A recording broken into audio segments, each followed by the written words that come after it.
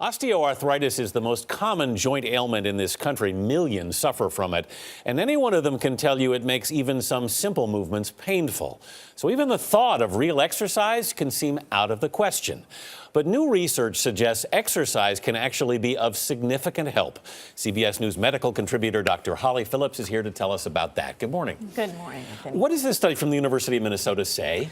Well, basically, this was a review of 193 other studies, and they compared non-medication forms of treatment for arthritis. So they looked at things like electrostimulation, chiropractic massage, and out of everything, they found that exercise has the longest-term benefits and cuts down on pain the most, at comparing everything. Even though if you have osteoarthritis and you are exercising, it might feel painful to be doing that in the first place. Exactly. Well, Rebecca, so many people with arthritis avoid exercise for that exact reason, because it causes pain at first. But in the long run, it actually reduces pain. It improves flexibility and joint motion.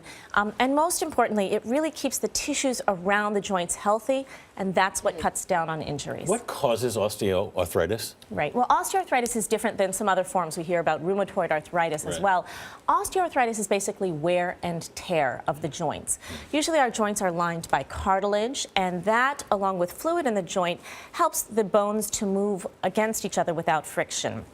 Well, in osteoarthritis, that cartilage becomes stiff, damaged, and worn down, so there's a great deal of friction as the bones move over each other. That causes swelling and then, of course, pain. Which then makes it really interesting that we're saying exercise is the right form of treatment for something that is essentially caused by overuse or use in the wrong ways. Water treatment, water exercise is one of the big recommendations here. Well, and that's really to your point. The researchers looked particularly at water exercises and decided that that's the ideal exercise. Why? Because it's the lowest impact exercise. There's absolutely no pounding. So you can move and strengthen the joints without putting pressure on them, and that's really ideal. What are some of the other exercises they recommend? Well, strengthening exercises are really important. Things like squats and free weights can strengthen the muscles around the joint and also the tendons and ligaments. That keeps pressure off the joints and also prevents injury and dislocation.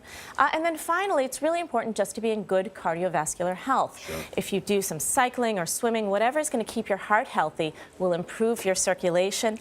That cuts down on swelling and pain as well. How do you get over that first hurdle of the pain? I mean, you get past, sometimes it's just tough to want to exercise because it hurts in the beginning. It's true, Anthony. I think it's all about sort of starting slow, going really, you don't need to run a marathon. Well, you really shouldn't be if you have arthritis in your knees, but you really don't need to outdo yourself at first. Just 5 minutes at a time of some low impact activity, and then build up from there, and then you'll start to see the results. Good advice. Dr. Holly Phillips, thanks very much for being with us this morning. Anytime.